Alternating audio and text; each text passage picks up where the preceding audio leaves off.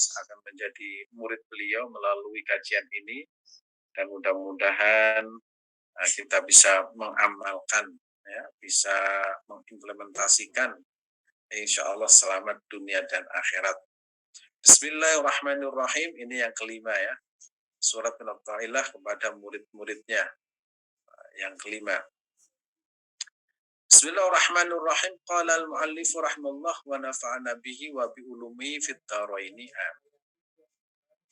Fal aqilu man kana bima huwa abqa afrahu minhu bima huwa yafna qad asyraqa nuruhu wa dhaharat tabashiruhu. Saya kalau baca ini senang dan bahagia. Kalau kita nanti bahagia dan senang atas apa yang telah kita raih, apa yang telah kita baca, berarti itu tanda bahwa amal kita diterima oleh Allah Subhanahu wa ta'ala. Fal aqilu utawi orang yang berakal. Bahasa Jawa itu fal aqilu utawi wong kang duwe akal. Orang yang punya akal sehat sempurna. Nanti kita bisa melihat apakah kita termasuk sudah sempurna akalnya atau belum. Ini kita lihat di makalah ini. Fal aqilu man kana bima huwa abqa afrahu minhu bima huwa yafna qad asyraqa nuruhu wa dhaharat tabashiruhu. Fal aqilu, orang yang sempurna akalnya. Man kana bima huwa abqa afrahu minhu, ialah orang yang lebih suka pada yang kekal daripada yang sirna. Kalau kita melihat, kalau kita buat logika sederhana, orang yang sehat akalnya pasti akan memilih yang kekal dan abadi daripada yang sirna.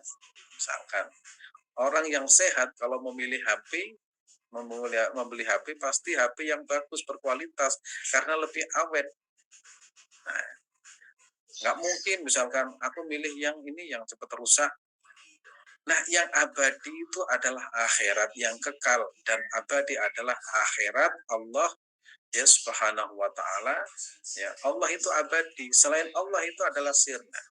Maka Allah menciptakan surga itu untuk hambanya, menciptakan, ya, kekal di surga selamanya. Berarti kalau kita memilih Allah Subhanahu wa ta'ala berarti kita memilih akhirat. Wal akhiratu khairul laka minal ula. Itu surat apa ini?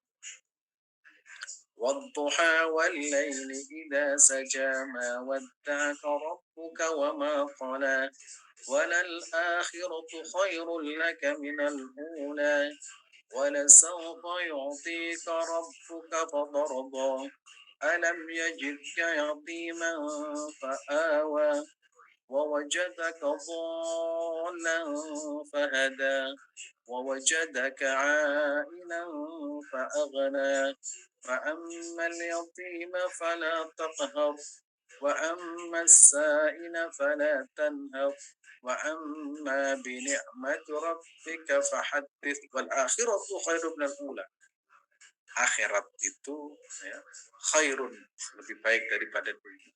Maka dunia itu pasti kekal dan akhirat itu pasti kekal dan dunia itu pasti sirna.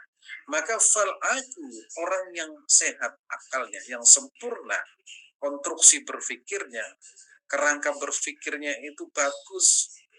Man, yaitu orang kana, yaitu orang yang lebih suka pada sesuatu yang kekal daripada yang sirna. Berarti dia itu akan memilih yang kekal, yaitu akhirat, daripada dunia, karena dunia itu sirna. Orang akan memilih, ya, mau kalau punya harta pasti digunakan untuk berinfak, karena apa? Kekal akan menemaninya. Dia akan memilih sholat karena apa? Sholat itu akan menemaninya di akhirat, di alam barzah. Nah, itu adalah pilihan-pilihan bagi orang yang berakal sehat. Kemudian fal aqilu man kana bima huwa abqa afrahu min bima huwa yafna. Ya, yafna itu artinya rusak. Qad asyraqa nuruhu wa dhaharat tabashiruhu.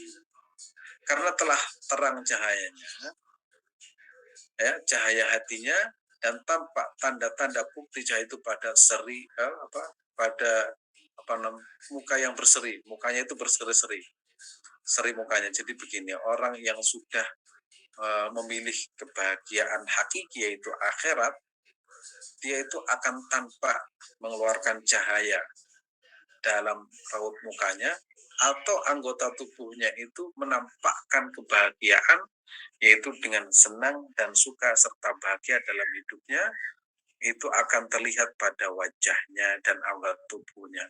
Berarti segala sesuatu yang menimpa pada dirinya itu disikapi dengan bahagia karena yakin segala sesuatunya itu bersumber dari Allah Subhanahu wa Ta'ala. Tinggal kita menyikapinya.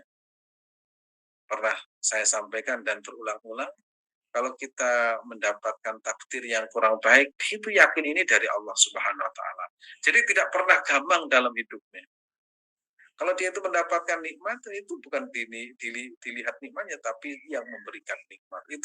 Itu konstruksi berpikir orang yang sehat akalnya seperti itu. Nah, akhirnya dalam hidupnya itu bahagia, ceria, sehingga wajahnya itu akan mengeluarkan namanya aura yang sehat, aura yang penuh dengan cahaya.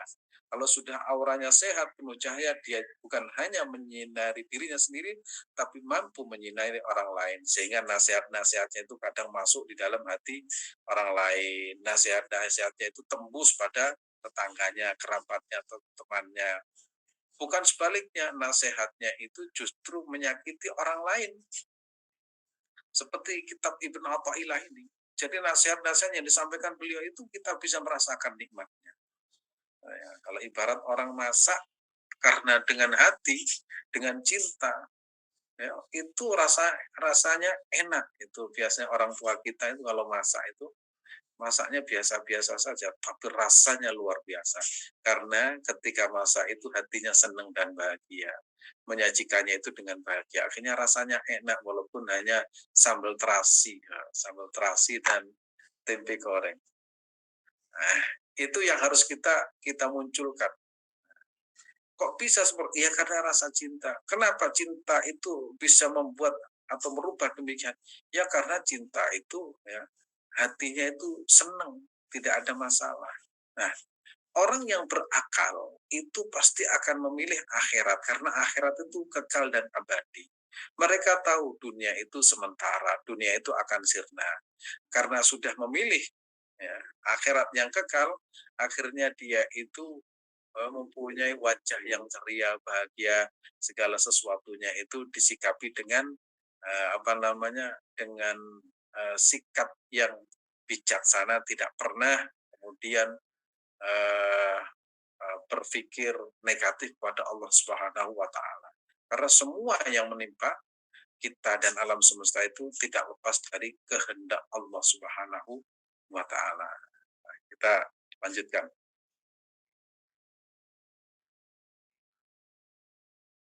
Nah, pilihan orang yang cerdas. Orang yang cerdas akalnya pasti akan milih akhirat daripada dunia karena dia mengerti bahwa dunia itu fana. Sementara akhirat itu selamanya. Wal akhiratu khairul laka minal ula. Akhirat itu lebih utama daripada dunia. Jadi segala sesuatu yang dilakukan orientasinya itu akhirat. Jadi orientasinya itu hidupnya itu akhirat. Loh, terus di dunia gimana? Ya tetap mereka hidup ya sudah dijalani aja hidup ini. Ya. Kemudian nggak terus, wah ini kita nggak usah bekerja, lo salah. Kerja itu kenapa kamu bekerja? Dengan bekerja saya itu bisa melaksanakan perintah Allah. Bekerja itu perintah Allah. Kalau misalkan saya dapat uang banyak, maka saya bisa berbagi. Orientasinya berbagi akhirat. Kalau bekerja nggak dapat hasil banyak, alhamdulillah berarti tanggung jawab itu sedikit. Hisab saya di akhirat sedikit nanti. Nah, jadi selalu positif ya di dalam berpikir. Kalau mendapatkan rezeki banyak bersyukur, kalau rezekinya sedikit dia itu berpikirnya apa? Berarti tanggung jawab saya di hadapan Allah nanti hisabnya sedikit. Nah, Karena apa? Dia itu orientasinya akhirat. Mendapatkan kepercayaan menjadi seorang bupati, dia itu yakin dengan cara seperti ini saya bisa berkhidmah melayani umat Nabi Muhammad SAW. Nah, kalau tidak terpilih, mungkin ya kalau terpilih saya itu akan berbuat zalim. Jadi tidak pernah berpikir negatif kepada siapapun, termasuk kepada dirinya, karena orientasinya adalah akhirat. Kalau tidak akhirat, misalkan kalau pilkada ngamuk, sudah begini-begini kenapa? Kok kenapa? Ya takdir Allah memang seperti itu di akhir di sebelum alam semesta ini ada. Kalau jadi dia kadang bersedih, wah tanggung jawab saya besar nanti di hadapan Allah Subhanahu wa taala. Jadi kita berpikir orientasinya itu orientasi akhirat, sehingga apapun yang menimpa itu pasti kita akan melihat bahwa itu adalah takdir Allah Subhanahu wa taala. Barang siapa yang bahagia dengan sesuatu yang fana, rusak, dia itu bahagia dengan sesuatu yang rusak. Ketahuilah bahwa kebahagiaan itu sementara, semu. Misalkan bahagia dengan ketampanannya, berarti dia itu bahagia dengan sesuatu yang rusak. Karena kalau sudah tidak tampan lagi, tidak cantik lagi, dia gimana? Menyesal. Ngapain menyesal? Itu sudah kodrat hidup manusia. Bahagia dengan dia tuh sehat walafiat, suatu saat pasti sakit. Nah, ini yang diajarkan oleh Ibnu Athaillah Iskandari. Kalau kita bahagia dengan akhirat yang kekal, maka apapun yang menimpa kita itu tidak pernah berpikir negatif. Diberi sakit, alhamdulillah mengurangi dosa. Itu diberi sakit, alhamdulillah menjadi pelebur dosa. Diberikan sakit misalkan, alhamdulillah dengan sakit saya tidak bisa maksiat. Ya, diberikan nggak punya duit, alhamdulillah saya tidak foya-foya. Nah itu selalu sisi positifnya itu yang diambil.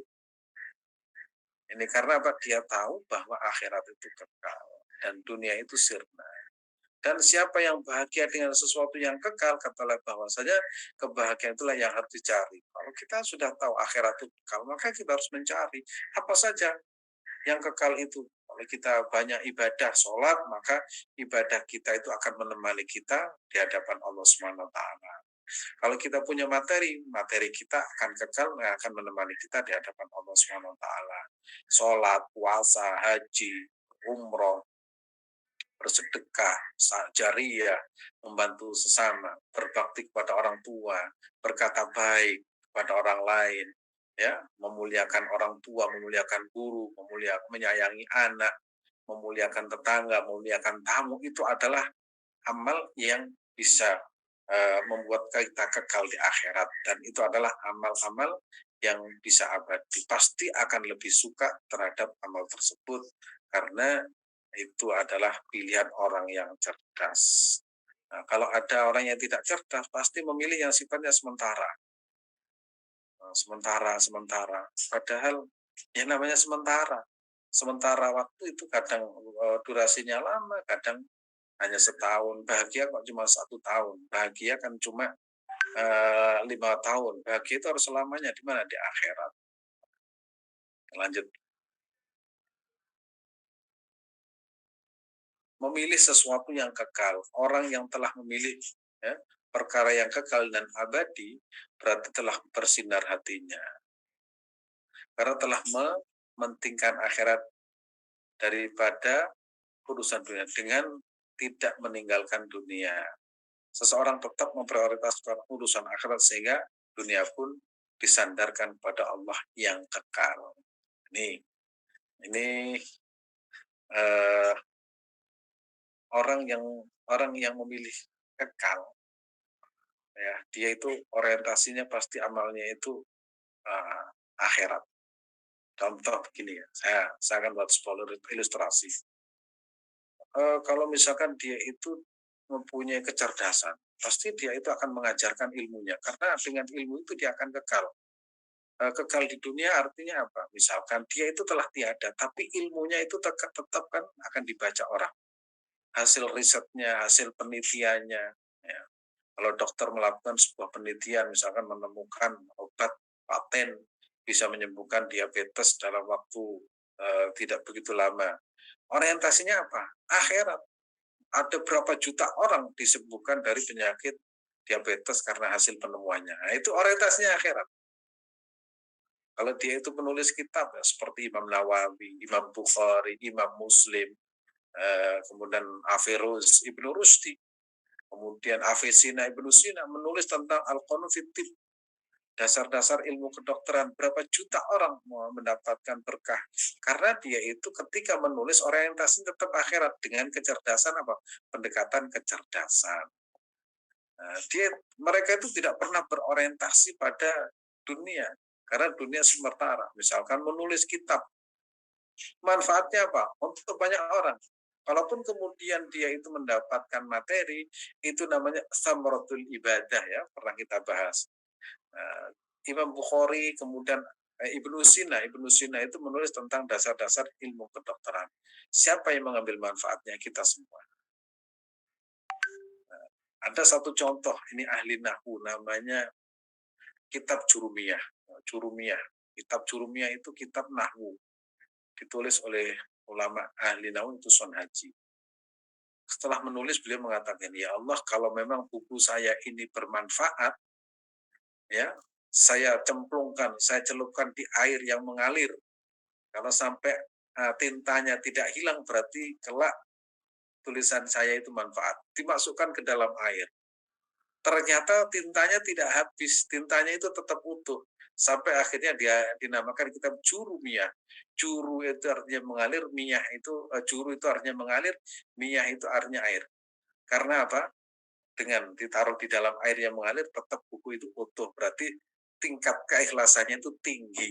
Nah, itu sesuatu yang orientasinya akhirat itu biasanya di dunia pun itu bisa dirasakan. Kita beramal, kita mengajar, kita mengobati, kita ini orientasinya apa? Akhirat. Sehingga kita nggak pernah berpikir mendapatkan materi, tapi secara otomatis kadang kita mendapatkan materi, tapi kita tidak pernah bertujuannya itu tujuan materi. Itu yang disebut dengan pemilih sesuatu yang kekal. Nah ini ya, orang yang telah memilih perkara yang kekal dan abadi berarti telah bersinar hatinya. Karena bersinar hatinya, dia itu bisa menentukan.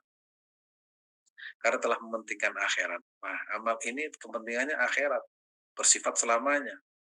Daripada urusan dunia dengan tidak meninggalkan dunia, ya, dengan tidak meninggalkan dunia, seseorang tetap memprioritaskan urusan akhirat sehingga dunia pun disandarkan kepada Allah Subhanahu wa taala.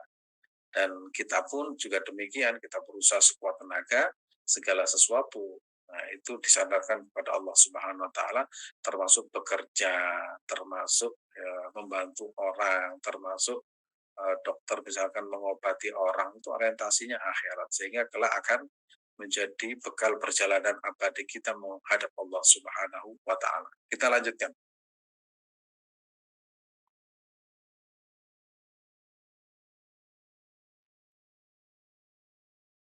Nah, cahaya hati yang terang. Nih, orang yang memilih kekal dan abadi berarti telah terang hatinya. Artinya dia telah mampu meninggalkan perkara-perkara yang membuat dirinya jauh dari Allah Subhanahu wa taala. Kalau sudah tahu jalan yang terang, pasti dia itu akan meninggalkan jalan yang gelap. Nah, kalau sudah tahu ini arahnya ke surga, ini arahnya ke neraka, pasti dia akan memilih arah ke surga. Loh, kok banyak orang yang memilih jalan menuju neraka? Bisa jadi mereka itu tidak tahu karena mereka itu tidak yang nuntun minal dzulumat ila nur, ya, menuntun dari kegelapan menuju terang benderang. Kadang persoalannya bukan karena apa? Persoalannya tidak ada yang menuntun. Karena tidak ada yang menuntun, akhirnya memilih jalan yang salah. Nih, tetap mampu meninggalkan perkara-perkara yang membuat dirinya jauh dari Allah SWT, seperti cinta dunia, kekuasaan, ketenaran, kemewahan. Ya. Buah dari kezuhudan itu akan tampak pada raut mukanya yang berseri-seri karena bahagia. Buah dari kezuhudannya, dia itu senang hidup itu bahagia. Pokoknya dia itu tidak pernah melihat kehidupan kecuali hidup ini adalah karunia Allah Subhanahu wa taala. Sehingga bangun tidur dia itu sudah berbahagia, alhamdulillah, dengan mengucapkan apa? Alhamdulillahilladzi ahyana ba'dama amatana wa ilaihin nusur. Begitu bangun itu sudah rasa bahagianya. Ya Allah, terima kasih ya Allah.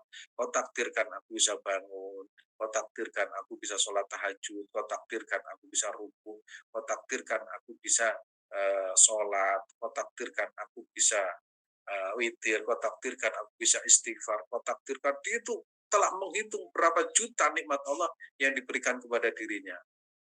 Kalau bahasa bahasa kasarnya, ya Allah, saya seburuk ini masih kau berikan kesempatan bisa bersujud kepada Engkau yang maha suci.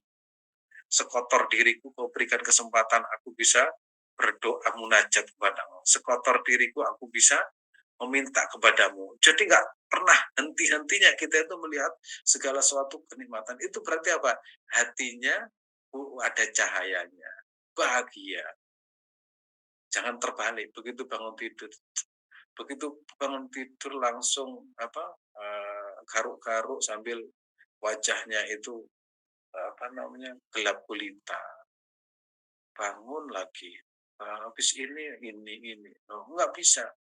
Kita sebagai hamba Allah itu harus berterima kasih. Bangun tidur, alhamdulillahilladzi ahyana ba'dama amatana wa ilaihin nusur. Berangkat ke kamar mandi setelah mengambil wudhu, terima kasih ya Allah kau berikan kesempatan aku untuk membasuh mukaku, melebur dosa-dosaku dengan air wudhu.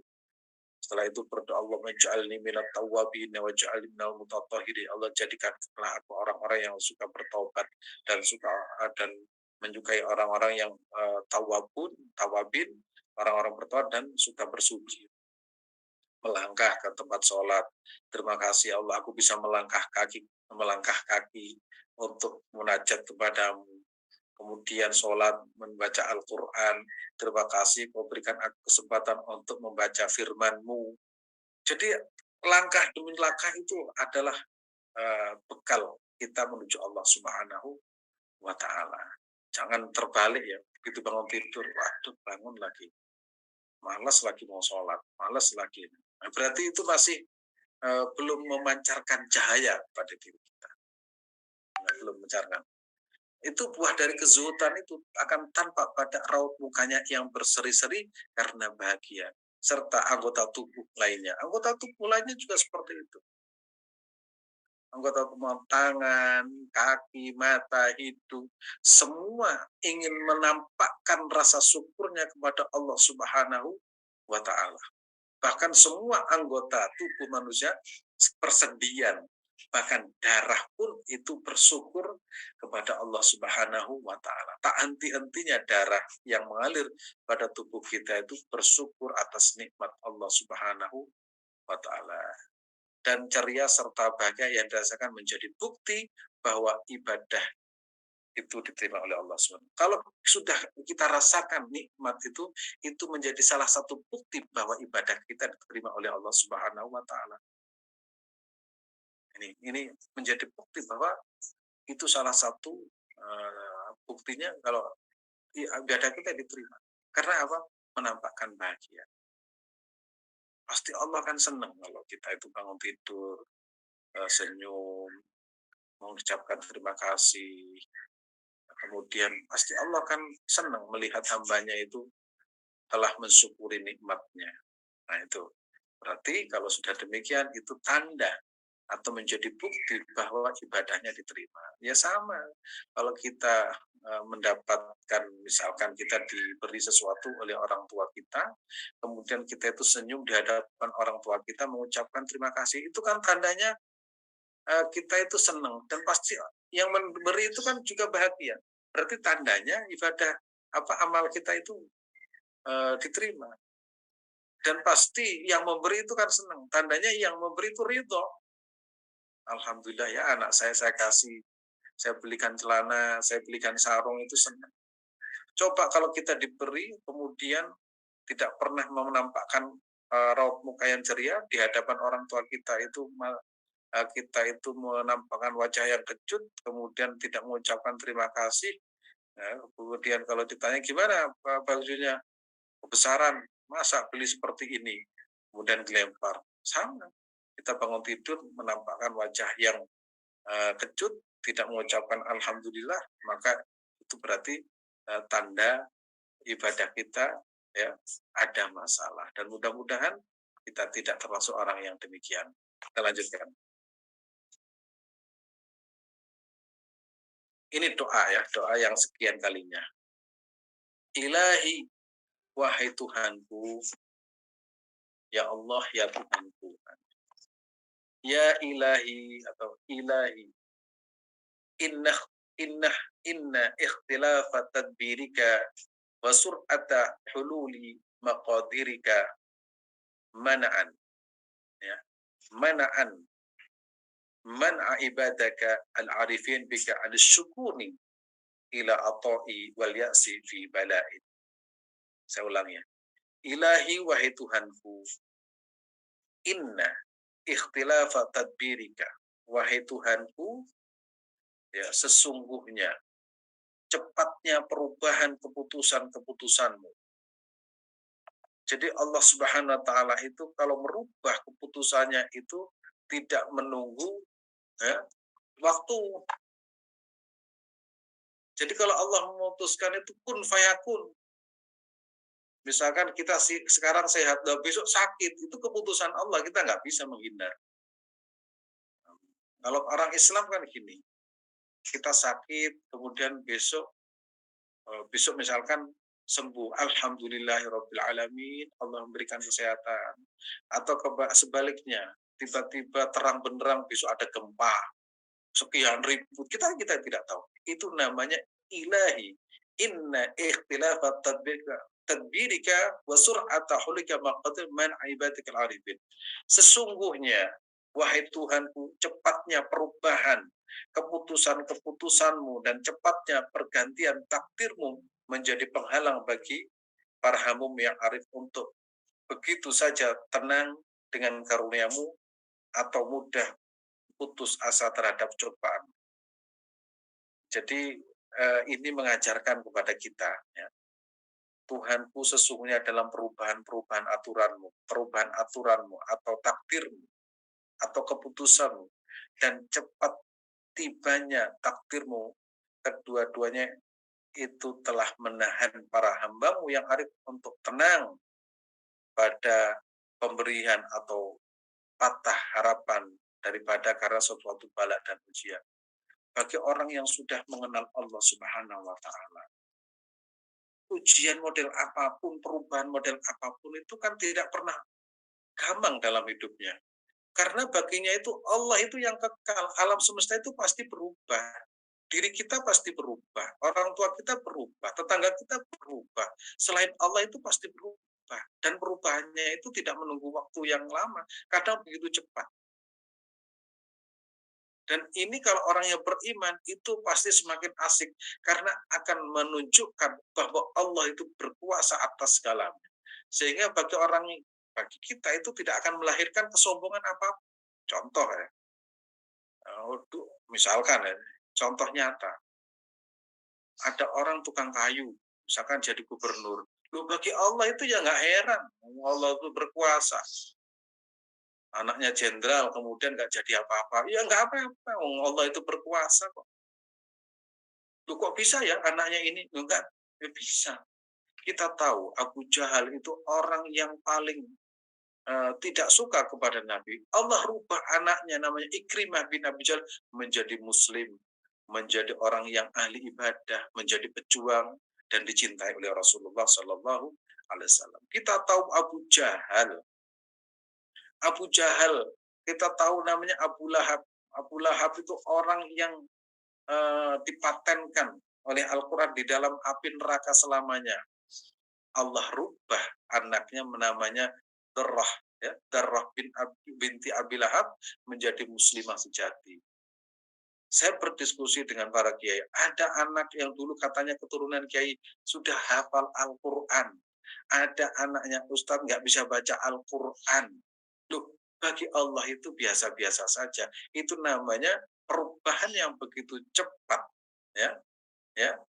cepatnya perubahan dan keputusan Allah Subhanahu wa taala bagi orang yang beriman yang sudah sampai tahap namanya al-arif billah itu nggak masalah. Karena Allah itu bagi dia itu Allah itu segalanya.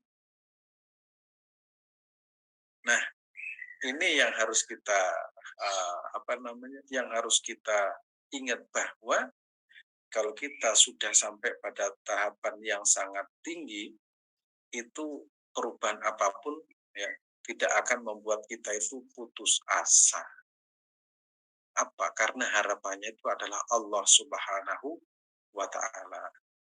Nah, kalau sudah harapannya kepada Allah Subhanahu wa taala, itu tidak akan bisa merubah kondisi apapun karena baginya Allah sekarang dulu dan akan datang tetap Allah yang kita sembah ketika masih hidup, ketika manusia sudah tiada, ketika di akhirat tetap sifat Allah tidak akan berubah. Allah itu maha berkuasa, Allah itu maha suci, Allah itu maha rahman rahim, dan tidak satu pun manusia itu mampu menghalangi sifat Allah Subhanahu wa taala. Nah, ini mengingatkan kepada kita ya bahwa kejadian apapun itu tidak akan mampu merubah keyakinan orang yang sudah al-arif billah, merubah keimanannya. Dan kita juga demikian, keimanan kita itu tetap kokoh sampai kapanpun. Kalau sudah seperti itu berarti kita itu betul-betul mengenal Allah Subhanahu wa taala. Jadi ada sebuah pernyataan yang sederhana, sangat sederhana. Menghina atau menghina Allah Subhanahu wa taala itu bukan dengan melecehkan kalimat-kalimat thayyibah misalkan.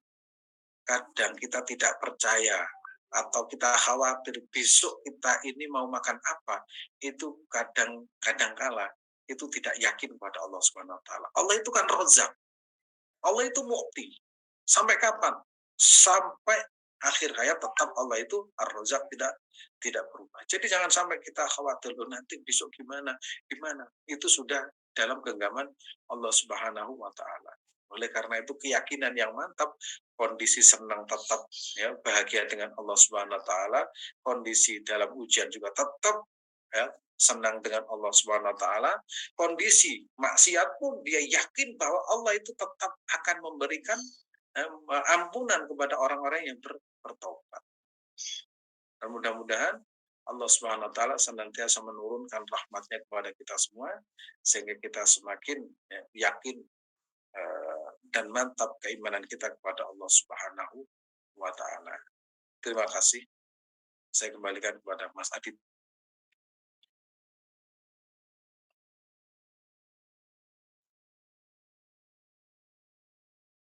Baik, ya terima kasih Ustadz Azim Jazakallah khair atas ilmunya pada pagi hari ini. Bapak Ibu, surat untuk murid Ibnu Athaillah As-Sakandari. Mudah-mudahan kita semua bisa mengaplikasikannya pada kehidupan kita sehari-hari Bapak Ibu. Mudah-mudahan bermanfaat ilmu pada pagi hari ini dan mudah-mudahan Allah izinkan kita selalu menjadi orang yang terus mengejar akhirat Bapak Ibu. Insya Allah ketika akhirat kita dahulukan, dunia akan mengikuti ya insya Allah. Baik, Alhamdulillah kami ucapkan terima kasih banyak Ustadz Azim atas ilmunya pada pagi hari ini dan mudah-mudahan bisa bermanfaat. Terima kasih juga Bapak Ibu yang setia pada kajian-kajian yang kami selenggarakan. Baik, Bapak Ibu, sepertinya ini. Ya. Oke, terima kasih Mbak Cici yang sudah share materi pagi hari ini. Ya, silakan Bapak Ibu disimak slide-nya atau materinya yang sudah di-share Mbak Cici di kolom komentar atau kolom chat. Bapak Ibu kami buka pertanyaan. Ustadz mohon izin kita masuk ke sesi tanya jawab. Oke, pertanyaan pertama. Assalamualaikum warahmatullahi wabarakatuh. Mau tanya Pak Ustadz. Waalaikumsalam warahmatullahi wabarakatuh. Kalau kita tiap hatam Al-Quran, apakah kita diwajibkan baca doa hatam Quran? Atau bolehkah tidak membaca surah tersebut? Oke, di luar tema. Silakan Ustadz. Terima kasih setiap hatam Al-Quran apakah diwajibkan? Tidak wajib. Ya, tidak wajib. Tetapi saya pernah membaca sebuah hadis, setiap orang hataman Al-Quran di situ ada ribuan malaikat mengamini kalau berdoa. Ya, ada ribuan malaikat mengamini tatkala kita doa setelah hatam Al-Quran. Dan di dalam Al-Quran itu ada doa-doa yang memang diajarkan oleh para ulama. Allahumma arhamni bil Quran waj'alhu li imaman wa nuran wa hudan wa rahmah. Itu ya salah satunya. Dan alhamdulillah anak-anak Indonesia itu sudah banyak yang hafal. Barokah dari apa? Barokah dari ya kecerdasan para ulama. Apa kecerdasannya? Setiap daerah, setiap kampung itu masjidnya itu diputarkan doa tersebut. Itu kan kecerdasan luar biasa. Kalau ngajari satu-satu, berapa banyak yang harus dikeluarkan tenaganya? Itu enggak. Satu kampung akhirnya hafal semua. Nah, ini barokahnya dari kecerdasan ulama kita. Dan tidak ada di negeri yang lain. Berjamaah, ayo kita baca. Itu tatkala kita hataman Al-Quran, baik hatam secara pribadi atau kolektif, usahakan berdoa, karena saat berdoa itu diamini ribuan malaikat. Terima kasih. Baik, terima kasih Ustadz Azim atas jawabannya. Oke, masuk ke pertanyaan berikutnya Ustadz.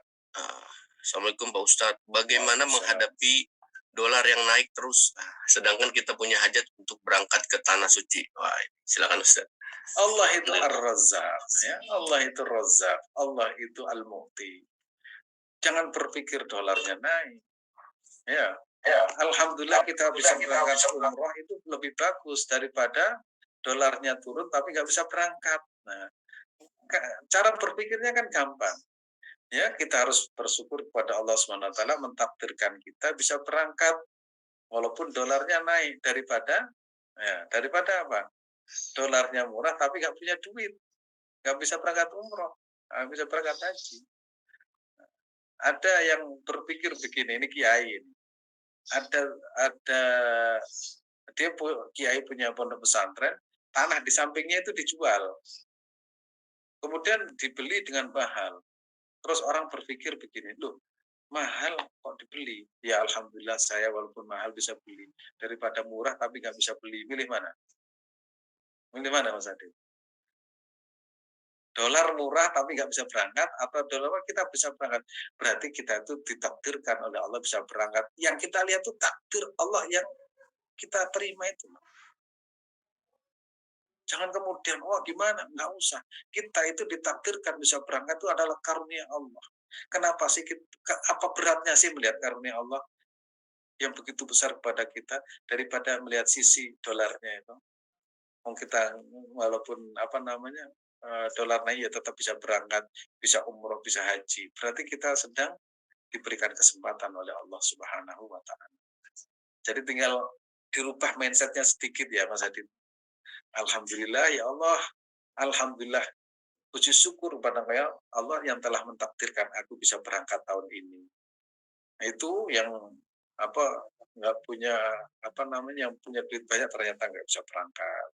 Berarti kita itu termasuk ya, harus bersyukur kepada Allah Subhanahu wa Ta'ala. Baik, terima kasih Ustadz. Insyaallah mudah-mudahan menjadi inspirasi di pagi hari ini Bapak Ibu. Dolar naik terus ya. Baik, Ustadz, pertanyaan berikutnya. Bagaimana caranya untuk tetap berbuat baik padahal dicurangi atau lainnya? Apakah ada doanya agar hati ini tetap tenang, Ustadz? Terima kasih. Kalau kita ya, melihat orang yang ada mencurangi kita, itu lahan ibadah yang gratis. Ya, kalau kita punya duit ya, punya duit, punya harta, itu kan mau berbuat baik harus dikeluarkan duitnya. Nah, ini enggak. Nah, dengan dicurangi akhirnya kita dapat pahala. Dengan catatan itu tadi sabar dan kita maafkan. Yakin dan seyakin-yakinnya orang yang pernah menyakiti kita, ya kemudian kita sabar, itu insya Allah Allah akan mengangkat derajat kita. Bukankah ujian yang kita hadapi itu adalah tangga untuk menuju sebuah kemuliaan dan kesuksesan. Jadi kitab Ibnu Athaillah itu cara mengubah mindset kita untuk senantiasa menyandarkan kepada Allah Subhanahu wa taala. Dan itu akhirnya kita itu hidup itu bahagia karena kita diajari cara berpikir yang positif kepada Allah Subhanahu wa taala. Nah, ini kalau nggak bisa, wah saya tetap mangkel. Ya sudah nggak apa-apa, itu bisa ditagih saja. Nah, orang menyakit misalkan punya utang, nah itu ditagih saja. Kalau ingin balas menyakiti ya kita balas saja. Cuma harus padan. Misalkan orang menyakiti kita dengan mencubit, ya kita cubit juga. Kalau misalnya mereka itu ngeremengi kita, apa Mas Adit begini, ya kita lawan juga dengan apa namanya ngedumel itu. Tapi ya harus sepadan, harus padan. Jangan sampai dia itu misalkan Mas Adit dikata-katain Mas Adit itu kurang ajar, ya sama. Kamu juga kurang ajar. Nah, misalkan kalau misalkan dibilang kurang ajar, kamu lebih kurang ajar, itu berarti ada kalimat yang lebih-lebihnya tadi itu. Kamu kurang ajar, kamu juga kurang ajar. Nah, sama. Jadi jaza usaiatin sayatun. Nah, kalau lebih bagus dimaafkan. Kesempatan mendapatkan pahala tanpa harus beramal. Nah, sama dengan pernah saya sampaikan ada orang masuk surga padahal dia tidak beramal pada waktu di dunia. Oh, ternyata dia di surganya bukan karena amalnya. Ternyata banyaknya orang yang selalu mengata-ngatai dirinya keburukan. Tiap hari itu dijelek-jelekan. Misalkan, oh dia itu tidak jelek loh. Dia itu tidak ahli maksiat. Dia rajin ibadah terus tiap hari itu kamu ini misalkan keturunan orang tidak baik, kamu keturunan orang kafir. Padahal dia itu Islam. Ya seperti itu kan otomatis nanti di surga mendapatkan pahala yang mulia. Di surga ternyata dari mana? Dari orang yang ngata-ngatain tadi itu. Ternyata orang yang rajin ibadah tapi lisannya tidak pernah berhenti untuk memburukan orang lain, akhirnya disedotlah amalnya. Nah, makanya ini peringatan bagi kita ini. Kan ada itu. Wah, apalagi orang Islam yang yang baru tahu ilmu agama lewat cover-cover itu kalau membincangkan keburukan orang lain itu bukan hanya membincangkan, kadang mendoakan keburukan, kadang itu cari keburukan. Mestinya orang Islam itu malah kalau melihat keburukan orang lain itu perintah Nabi itu ditutupi, bukan di forward ke segala penjuru. Itu kan menunjukkan kalau kedangkalan ilmu agamanya dan itu membahayakan. Apalagi niat merusak negeri ini, wah ini bisa kualat. Gitu. Lanjut. Baik, terima kasih Ustadz atas jawabannya. Baik Ustadz, pertanyaan berikutnya. Haruskah menjawab jika bacaan pada Al-Quran ada misalkan Ibrahim, apakah harus dijawab dengan alaihi salam? Apakah hanya dijawab ketika maulid ya? Tidak wajib ya, tidak wajib. Cuma khusus Nabi Muhammad Shallallahu Alaihi Wasallam itu dikatakan pelit. Nah, suatu saat Rasulullah Shallallahu Alaihi Wasallam ya ini cerita ini di dalam sebuah hadis yang diriwayatkan oleh Imam Al Hakim dalam kitab Al Mustadrak. Suatu ketika Rasulullah itu naik mimbar ini pada bulan puasa. Begitu naik mimbar tangga pertama itu tidak ada satupun orang. Tiba-tiba Rasulullah mengucapkan amin. Naik tangga lagi Rasul mengucapkan amin.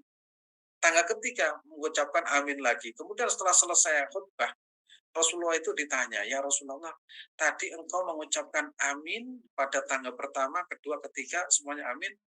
Terus yang diamini itu apa ya Rasulullah? Rasulullah cerita, kamu tahu nggak? Ketika saya naik tangga pertama, itu malaikat berdoa. Nah doanya begini, celaka sekali orang yang memiliki kedua orang tua, tapi dia itu tidak masuk surga.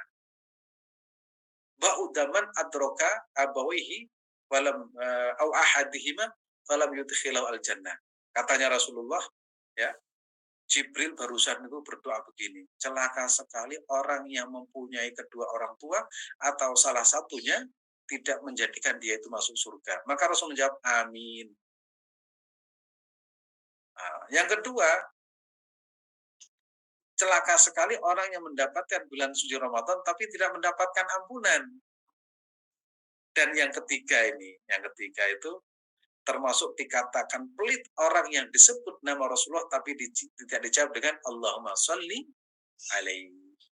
Ya, berarti kalau khusus Nabi Muhammad, kalau ada orang mengucapkan yang akan disampaikan oleh baginda Rasulullah SAW, kita disunahkan mengucapkan Allahumma sholli wa sallim wa barik alaihi. Itu disunahkan.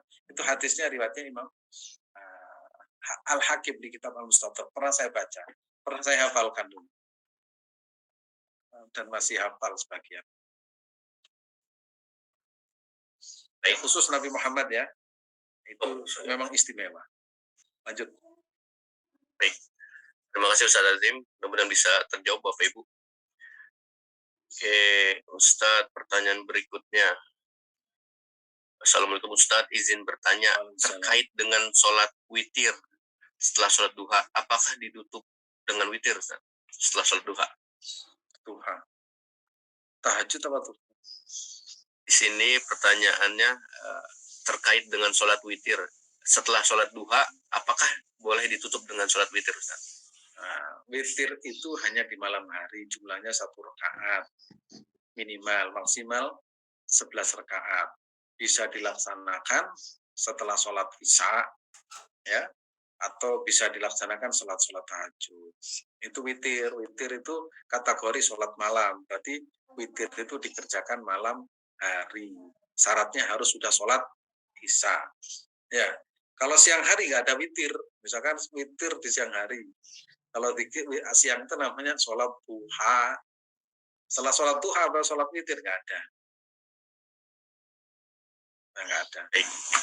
Ya. Ustaz, jelas sekali Ustaz jawabannya, terima kasih. Ustaz, pertanyaan berikutnya. Masih bisa ya Ustaz? Ya, 2 lagi, silakan. Baik. Ustaz, saya memelihara anak yatim, tetapi di kamar saya sering hilang uang. Saya tanya tidak tahu. Kemudian saya lihat CCTV, ternyata dia mengambil. Apa yang harus saya lakukan Ustaz? Terima kasih. Ada sebuah hadis yang bunyi begini. Khairu baitin baitun fihi yatimun mukram. Sebaik-baik rumah adalah di dalamnya ada anak yatim yang dimuliakan. Memang kalau kita melihara anak yatim itu bawaannya ya seperti itulah. Ya seperti itu. Tapi bukan berarti dibiarkan ya, tapi tetap kita punya tanggung jawab mendidik.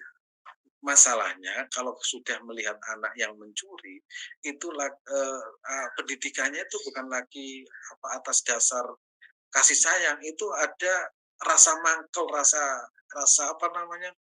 jengkel. Makanya sering saya sampaikan, kalau kita tidak bisa merawat anak yatim, ya bolehlah anak yatim itu di panti asuhan, tapi kita tetap punya kontribusi. Dan kami di Lajnah Sabilillah itu melakukan seperti itu. Ada rumah yatim produktif, kita sekolahkan sampai selesai, sampai tinggi. Ada yang sudah selesai sampai S2. Itu yang saya sebut dengan rumah yatim produktif. Karena apa? Karena kadang itu kita itu mangkel. Misalkan kita ini punya duit kemudian diambil, itu kan rasa anak yatim dirawat malah ya seperti itu. Padahal itu adalah ujian dari kesabaran kita. Memang iya. Bahkan Nabi menyampaikan tadi, rumah yang paling baik adalah rumah yang di dalamnya anak yatim yang kita muliakan. Itu satu. Yang kedua, Nabi itu menyatakan, ana wa kafilul yatim fil jannati hakada. Saya beserta penyantun anak yatim, penyantun ini di surga begini berdua. Nah, kalau ibadah haji umrah itu jaminannya surga, ya. Tetapi kalau kita menyantuni anak yatim di surga dan dibarengi oleh Rasulullah SAW, kita makan rawon enak. Tapi begitu makan rawon dibarengi orang yang kita cintai, ya rawonnya nggak begitu enak. Tapi karena yang barengi itu orang kita cintai itu pasti enak. Di surga sendirian nggak enak, jomblo di surga nggak enak. Kalau di surga bersama pasangan kita lebih enak, apalagi begitu di surga didatangi Rasulullah. Gimana surganya enak apa enggak? Wah enak ya Rasulullah, itu kan bahagia. Artinya ketika Rasulullah menyampaikan ana waqafil yatim fil jannati hakata, itu kebahagiaan itu dibarengi juga dengan kebahagiaan lain, yaitu dibersamai Rasulullah Shallallahu Alaihi Wasallam. Tapi tantangannya kan memang berat anak yatim itu, mencuri, kadang bandel, kadang pokoknya 1001 cara ya, merawat anak yatim itu dilakukan jarang yang sukses. Maka satu-satunya cara ya kalau bisa itu di panti asuhan yang ada itu kita bisa berbagi kepada mereka tanpa harus kita mendatangkan anak yatim. Kita fasilitasi mau sekolah yang mau belajar itu kita fasilitasi, dan itu kami lakukan di Lazisabilillah setiap bulan ya, setiap bulan ada yang perlu ini ya kita datang ke rumah-rumahnya. Tapi kalau jumlahnya banyak kadang ingin yatim ceria kita bawa untuk apa namanya itu rekreasi, ada 4 bis. Kemudian di akhir tahun kadang kita undang mereka di restoran makan. Yang penting mereka happy, bahagia, seneng, seneng. Nah, kalau di rumah itu tantangannya seperti itu. Dan kadang hati kita yang bermasalah. Aduh, sudah anak yatim, sudah dinasehati, sulit lagi. Wah itu nanti merantak kemana-mana. Sudah begini, kamu nggak tahu terima kasih, itu wah, itu kadang sering muncul. Makanya kita hindari. Ujian. Sekali lagi itu ujian. Baik. Terima kasih Ustadz Azim atas jawabannya. Insya Allah jelas sekali dan bisa terjawab Bu Agustin. Oke Ustadz, pertanyaan terakhir ya. Mohon izin Bapak Ibu apabila ada yang terlewat pertanyaannya, insya Allah bisa ditanyakan lagi nanti di pertemuan berikutnya. Izin tanya Ustadz, zikir apa yang bisa kita baca di sembarang waktu? Mohon penjelasannya Ustadz. Terima kasih. Itu ya saya pernah menyampaikan di buku mana itu, di buku Kaum Sarungan itu ya. Zikirnya hasbunallah wa ni'mal wakil itu diistiqomahkan sembarang waktu untuk menghadapi kondisi-kondisi kita ya. Karena hasbunallah wa ni'mal wakil itu kan isinya itu cukuplah Allah lah sebaik-baik pelindung dan penolong. Kita mau minta tolong kepada siapa lagi? Institusi kita kadang juga ingin menyingkirkan kita. Ya, teman kita yang baik kadang justru itu mengkhianati kita. Tetangga kita memang baik, tapi kadang di luar sana itu membincangkan keburukan kita, kekurangan kita. Orang yang kita hormati kadang justru memanfaatkan kita. Akhirnya kita ya kepada siapa ya? Kepada Allah Subhanahu wa taala. Ya, kepada orang yang dekat dengan kita ternyata kadang ada tujuan. Nah, maka sebaik-baik pelindung dan menolong adalah hasbunallah wa ni'mal wakil. Maka yang saya ajarkan dan harus istiqomahkan ya, tapi tidak wajib ya. Kalau habis sholat tahajud itu dibaca 450 kali. Saya juga demikian tiap hari baca. Ya, tiap hari baca. Setelah itu mendoakan guru-guru saya semua. Guru-guru saya siapapun, gurunya guru itu saya doakan. Karena dengan begitu akhirnya kita itu ingat pada guru kita, dan guru kita itu ya walaupun yang sudah di alam yang berbeda itu akan rohnya itu tetap nyambung, dan mendoakan murid-murid kita, anak-anak kita, orang-orang yang telah pernah berbuat baik kepada kita, dan itu harus rutin setiap hari. Nah, misalkan saya mendoakan jamaah al-hikam itu ya setiap hari, walaupun yang kenal atau yang belum kenal, walaupun belum pernah tatap muka atau itu masuk secara otomatis include di dalamnya. Kemudian zikirnya itu hasbunallah wa ni'mal wakil, hasbunallah wa ni'mal wakil. belum lagi bacaan-bacaan yang lain. Karena memang kita harus kuat membaca zikir dan wirid agar supaya kita itu senantiasa ingat kepada Allah Subhanahu wa taala. Itu Mas Mas Adit. Baik, terima kasih Ustadz Azim atas ilmunya pada pagi hari ini, Masya Allah. Mudah-mudahan menambah keberkahan buat kita semua Bapak Ibu, menjadi manfaat dan menjadi amal jariah khususnya untuk Ustadz dan untuk keluarga Ustadz. Amin ya rabbal alamin. Bapak Ibu yang dirahmati Allah, alhamdulillah kita sudah di penghujung acara. Ya. Kita lanjut ke sesi berikutnya Bapak Ibu. Ya, kita sempurnakan kajian kita di pagi hari ini dengan ditutup doa. Tapi mohon izin, ada beberapa informasi yang akan kami sampaikan terlebih dahulu. Ya. Bapak Ibu, saya share di kolom chat atau kolom komentar bagi Bapak Ibu yang ingin join pengajian 165. Nah, ini bersama Profesor Dr. Armai Arif. Beliau adalah Komisi Pendidikan dan Kaderisasi MUI Pusat. Waktunya Sabtu 22 Oktober 2022 dengan tema Islam Sehat itu Mudah dan Menyenangkan. Bapak Ibu yang ingin join atau yang ingin daftar silahkan hubungi nomor yang tertera di kolom chat atau Bapak Ibu boleh langsung daftar di link tersebut. Oke, terima kasih. Kemudian informasi berikutnya, Bapak Ibu kami ucapkan terima kasih yang sudah daftar dan sudah terdaftar di Umroh Akbar tanggal 10 November bersama Bapak Dr. Ari Ginanjar Agustian. Insya Allah mudah-mudahan diberi kelancaran dan kesehatan. Kami masih menginformasikan ada beberapa seat lagi untuk Umroh plus Yordania. Ini dekat dengan Aqsa ya Bapak Ibu. Jadi Bapak Ibu yang minat untuk daftar umroh plus Yordania silakan hubungi tim ISQ Tour and Travel. Oke, Bapak Ibu yang dirahmati Allah, terima kasih banyak atas kesetiaannya di pagi hari ini. Mari sama-sama kita akhiri kajian kita di pagi hari ini dengan ditutup doa oleh Ustadz Azim.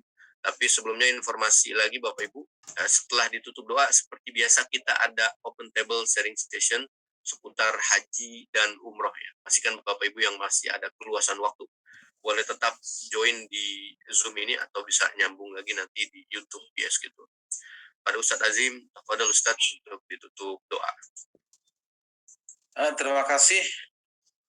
Mudah-mudahan kita semua senantiasa diberikan sehat jasmani dan rohani, panjang umur, berkah usia, berkah keluarga, berkah sehat dan ilmu kita, dan insya Allah negeri kita senantiasa diberkahi oleh Allah Subhanahu Wa Taala. Saudara-saudara kita yang sedang menghadapi berbagai ujian, berbagai hambatan, berbagai bencana, mudah-mudahan Allah berikan kepada mereka kesabaran, ketabahan, dan mudah-mudahan itu menjadi pelipur dosa-dosa kita. Amin ya rabbal alamin. Bismillahirrahmanirrahim. Allahumma shalli wa sallim wa barik ala sayyidina wa habibina Muhammadin sayyidil awwalin wal akhirin wa rahmatika arhamar rahimin. Allahumma shalli wa sallim ala sayyidina Muhammadin al-fatih lima ukhrik wal khatib wa sabaqta usul haq bil haq wal hadi ila siratikal mustaqim wa ala alihi wa sahbihi haqqa qadrihi.